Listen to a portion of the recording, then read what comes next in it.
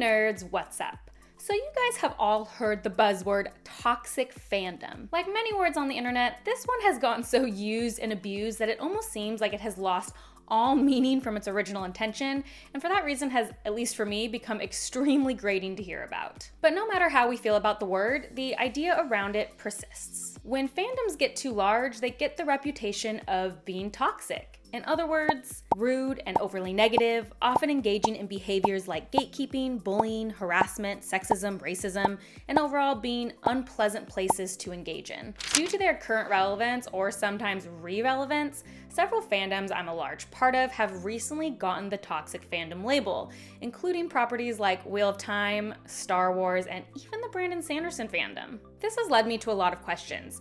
Do fandoms go bad the larger they get? What is the tipping point from a small positive fandom to a large toxic one? How does the internet play a part in toxicity, and when did this trend even start? Is it only a loud minority of fans giving the wider fandom a bad name? Today, we're going to talk about all of this and hopefully get to the bottom of this phenomenon. I'll see you after the jump. Toxic is such an evocative word. It means poisonous, it means harmful and unpleasant in a persuasive and insidious way. Of course, before the toxic fandom name, we often were just considered the butt of the joke as fandoms. Since I covered that a little bit in my video on adaptations, I'll leave that thought here. You can check out that video if you want to learn more about that, but it's a good starting point looking into fandoms in general if you want to take a look. Let's start out by talking about big versus small fandoms. In 2017, there was a widely circulated essay on Tumblr, of all places, about big versus large fandoms. It is now called the 1% theory of fandom. Essentially, it detailed that probably about 1% of every fandom sucks. But if your fandom is only 500 people large, dealing with those 5 people is a breeze. Now, multiply your fandom by 100,000. That's 1,000 people causing a ruckus. Now multiply it to 5 million. Now you have 50,000 people causing problems. That's 50,000 people sending death threats, making terrible remarks on Twitter, etc. If you're an author or an actor or a creator in some way, getting a single death threat is probably something to shake you up, but ultimately you can probably move on from it. But multiply it to 5,000 death threats or 50,000 death threats, and all of a sudden that's going to start feeling like an overwhelming majority, even if it's not. Yes, it's only 1% of that fandom, but that fandom's vitriol is going to feel very persuasive and very impactful. It's going to feel impossible to ignore. Now, there obviously isn't any actual numerical data to back this up, because how would you even go around measuring this? It feels very difficult to even measure how large a fandom is in many ways. But it feels right to me. The larger a fandom grows, the larger likelihood you're going to have people who just don't know how to behave themselves in a normal way or react to being disappointed in a productive way. The next question that naturally arises is, what makes a large fandom large? How big is large, and what's the tipping point from small to large? Again, I'm not really sure there's actually a way to measure that. How do you measure a fan? Where is that poll being posted? How do you extrapolate how big a fandom is? And what makes a fan? Is a casual fan enough, or is it only the hardcore fans? Interestingly enough, in my research, the only people I found really concerned with fandom size was fan fiction writers. Now, I'm not a part of the fan fiction circle, so I'd love to know if you are, why that's such a big deal. I saw a lot of forums asking, is my fandom considered large? Am I writing fan fiction for a large fandom?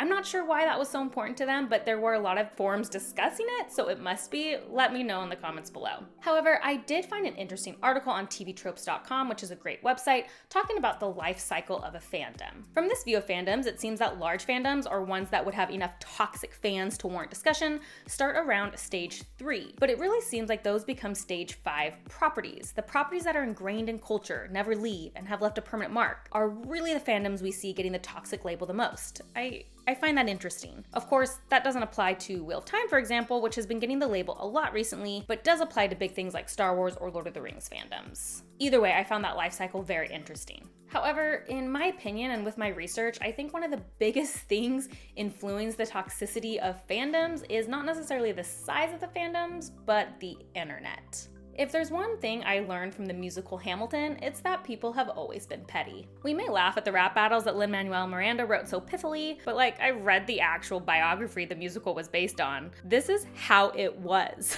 I was blown away by the legit smack talk between Hamilton and Jefferson that was published back in the day. You could publish them on Twitter today and not bat an eye. But the internet changes our exchanges. Hamilton and Jefferson had to wait a day or maybe even more to respond to each other in print in a newspaper. It had to go through somebody, it had to get printed. Today, we can click enter within seconds to respond to somebody. The speed and amount of things that can be published on the internet is innumerable. The magnitude, the speed is a far cry from what it used to be, to say the least. The first subtopic I want to address, though, is anonymity and the internet. And I'm probably going to say that word wrong a lot because for the life of me, anonymity, I can't get it out, but just work with me here. So I went and read a bunch of research papers on anonymity and the internet and how it affects our behavior. There is a widely held belief that the ability to be anonymous on the internet contributes and influences the way we behave, and maybe that we would say things we wouldn't normally say face to face. Honestly, the research supports this. Several studies show that people tend to be much more aggressive when they are anonymous, both online and even in person. One interesting thing that was brought up in most of these studies, though, is that even when anonymous, they said that the social norms or behaviors of the group highly influenced the anonymous identity's behavior as well. So even on the internet, even when we're anonymous, we have a desire to conform to the social norms of a group setting. I find that fascinating, especially when we talk about fandom spaces. Twitter and Reddit already have a bad rep when it comes to social norms as places on the internet. But Reddit in particular is very interesting to me because it can be vastly influenced by individual subreddits since they are all moderated by different individuals. As these are individually modded, some are going to create stricter, tighter rules for a different social environment than other of the subreddits. And as such, I've actually noticed a great difference in fandom discussions and the positivity or toxicity or how negative or positive they are based on those mods. Some spaces on Reddit are very pleasant to be in and others not so much. And let's talk about YouTube, which is where I'm mostly experiencing the fandom related conversation since I am a YouTuber. But I noticed that it's a little different on YouTube because discussion isn't as clear on YouTube. A lot of it is more individual comments directed at the creator or between the creator and the commenter rather than a commenter and other commenters. It happens, but I don't think as frequently as on Twitter and Reddit. As such, there isn't as much of a group social norm to follow. But yes, the internet makes fandoms more aggressive because you're spewing hate and horrible things online and not face to face. You're anonymous. It makes it a lot easier. Just as a personal note, I've definitely experienced weird social norm behavior on my channel. I can't tell you the number of times someone has put a completely rude and awful comment directed at me in my YouTube channel, but when I respond to it in even a kind or normal way, the amount of apologies I've gotten staggers me. Like, how could they say something so rude and so gross, but then the minute I respond, all of a sudden, backtrack? It's very clear to me they did not view me as a real person. They did not view me as somebody who could read and respond to their comments. And once that social behavior norm was crossed, when they realized it was like having a conversation with a real person, the backtracking of the aggressive nature is very interesting. I think it kind of displays what this research shows, that when they felt anonymous and unseen, they felt an ability to be aggressive and say what they felt like they could say, but the minute they perceived me as a person who was real or that anonymous nature was taken away, they backtracked to more social normal behaviors or social acceptable behaviors. Before we move on, I do want to point out that several of these research studies did point out that there were benefits to anonymous spaces on the internet, particularly when you think of things like Alcoholics Anonymous or other trauma-related anonymous places. They said that it had a great positive impact on people to be able to talk about trauma in a very safe space for them that necessarily wouldn't be tracked back to them, that they could be open about their experiences and it could help them heal. So I want to be sure that I'm not just blanket statementing that being anonymous on the internet is always bad. However, as fandoms don't usually participate in that sort of thing, I think the first half is the most relevant to the fandom toxicity discussion. The next subsection I want to talk about the internet is the 24-hour news cycle and word limits. Look, the internet has an overwhelming amount of content, and every site that produces content needs content. Not weekly, not daily, but sometimes even now hourly. Look, the 24-hour news cycle isn't even a new phenomenon, right? We've been talking about this for a long time. As we've moved mediums from print to radio to TV to internet, the cycle of our news has become faster and faster and faster. And because there are more news stations or entities reporting than ever, we're also getting a lot of the same stories more than ever before because they all need to report on it. And on top of this, we're also shortening our content. Sure, Twitter has a 280 word count limit now, but it used to be 140.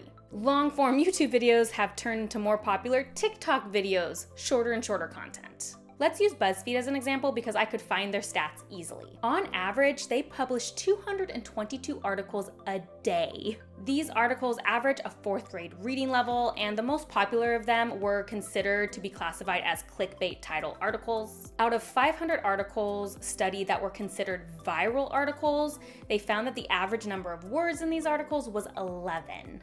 This isn't trying to call out BuzzFeed specifically, but just show a general trend I've noticed in a lot of news media outlets, specifically ones that may report on fandom news. And to be honest, I think this is a deadly combination when it comes to fandoms. So first, these places need content, so much content. So is it so out of the way to believe they might see an insane tweet written by a random Wheel of Time fan and then decide to write an article about it, and then another news platform sees the article about that insane tweet and then blows it up and says, see what Wheel of Time fans are saying? But really it's not Wheel of Time fans, it's a Wheel of Time fan saying that. And so it makes it feel like a large portion of the fandom is saying that or feeling that way when it was really just like a random thing someone picked up on that a single person said. And then combine that with a clickbait title and that people might not even be reading the article, or the article's not even long enough to explain it. And so then everyone gets in comment wars in the comment section about something that actually didn't matter in the first place. Look, I don't know this has happened. I have no proof of this, but doesn't it feel like in the realm of possibility? Maybe like very possible? Because you've got to generate that content to keep up. And again, add on top of that the Twitter character count or the clickbait titles, and you're gonna generate even more understanding because people won't even click through to read the whole article. This will probably create misconceptions about what people meant in the first place, perhaps, and also create this idea that fringe fans speak for the majority of fans, giving us that toxic fandom label. I want to make a quick clarification. I don't want this to come off as downplaying or invalidating the horrible experiences actors and creators and others have had recently and in the past. For example, just reading about John Bodega's experience with Star Wars is enough to make me sick. The racism he experienced was absolutely unacceptable and must have been horrible and actually physically negatively impacted his life. I would never want to diminish that or diminish the other similar experiences and other fandoms that people have experienced. My point is rather something different, that putting the blames on fandoms as if somehow a work, particularly a work appealing to so-called nerds, is somehow more likely to devolve into this toxicity than other things. That seems misplaced. I think internet culture and how in general they're just a crappy people in the world that now have a bigger platform are simply more where that blame lies. Not that this isn't a problem or that we should ignore it because it's too small, because I do believe people's lives are actually being impacted by the negativity being spread online. Now let's talk a little bit about our relationships to fandoms. I've noticed something interesting is that sometimes authors can turn on their own fandoms. There's this quote from J.R.R. Tolkien calling his fans my deplorable cultists and saying, many young Americans are involved in the stories in a way that I am not. And although I was never in the Twilight fandom, and so I apologize, I could not find this original article, I just specifically remember reading something in about 2013 or 2014 after that huge Twilight craze that Stephenie Meyer was kind of grumpy about the whole thing. Like, she did this interview where she was like, these are the people who died, this is what happened, I don't want to revisit Twilight. And it was implied because it was all about the kind of like the fandom fighting and hullabaloo over her books. And I'm not trying to imply either Myers or Tolkien were bad to their fans. I think they loved their fans and were very good to them in a lot of ways. But I think sometimes I get this impression that authors get a tad fed up, maybe, with their fandoms at times. And to be honest, I never understood why this happened until I got on YouTube. Let's be clear, I realize I am the tiniest of YouTubers, the tiniest. But I did experience something at a smaller scale that I think they may have experienced at a much larger scale. And that was with my Wheel of Time videos. I'm obviously a giant Wheel of Time fan, but after season 1 and the videos I made that became somewhat popular, and after wading through hundreds of thousands of comments about Wheel of Time, I sort of turned on the Wheel of Time fandom. I think it was even in a World Hopper video, I can link you that, where I said on main, basically, that I was done with the Wheel of Time fandom. I didn't want to talk about Wheel of Time. I didn't want to hear about Wheel of Time anymore. I didn't want to be involved. And the reason for this was dealing with this influx of just absolutely horrible comments on those videos. Now, these weren't comments like that were normal discussion comments. You guys know I always love a disagreement comment. I'll always read them. I love to discuss things. I'm talking about like horrible beyond horrible comments, either directed at me or were like very racist or very sexist, just like these horrible things. You know, in one video, in the same breath, someone cussing me out because they said I was an Amazon shill, which, by the way, if Amazon will pay me to say that their video is bad, please contact me. I would love to be paid to tell them their show is bad. In the same breath, someone else cussing me out saying that I'm a book fan who will never be happy and I should shut up, but not in that nice of terms. And this made me start to feel like, wow, everything they say about the Wheel of Time fandom is true. It sucks. I'll just like the books myself and be out of it. And so it took a few months for me to really be able to step back and be like, wait a minute.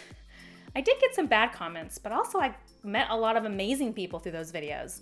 I met a ton of people who really wanted to talk about Wheel of Time, who were introduced to the books and were telling me about their experience reading them for the first time and how much they loved them, talking to me about the stuff that disappointed them or the stuff they liked about the show, and even making a few new subscribers who I talk to pretty regularly now about a lot of fandom things. And in fact, if I really stop to think about it, the vast majority of my interactions with the Wheel of Time fandom during that were positive. The problem is that the negative can just often stand out so much more than the positive. And that's to say, again, I'm the tiniest of YouTubers, so if I can experience that, I just had a bigger appreciation for maybe how authors can experience that. Which led me to think, like, choose where you want to and be involved in your fandoms. Like, if it's really 1% of the fandoms just being garbage, find those places on the internet that are heavily modded or are great places to be and actually have discussions, whether you agree or disagree, but that doesn't devolve into that really terrible portion that kind of makes you wish you weren't a part of it. And yeah, it's super frustrating that our entire fandoms get labeled because of a small few. It can be really frustrating when our legitimate criticisms about a property are getting lumped together with the people being racist and sexist, even though our criticisms have nothing to do with that. So, what did I learn? What's my advice? First, engage with fandoms in places you know tend to be places you like. If you're a mod for any places that have fandoms, be brave enough to set the social norms and behaviors of your location, of your internet location, because data proves that setting those norms and modding can help temper the anonymous nature of the internet. And maybe for me, I'm gonna start trying to defend our fans and our fandoms when I can. I don't want to let the 1% rule our lives anymore. Like, fandoms are cool places to be. We're cool people and we like nerding out about the same things, and that's positive.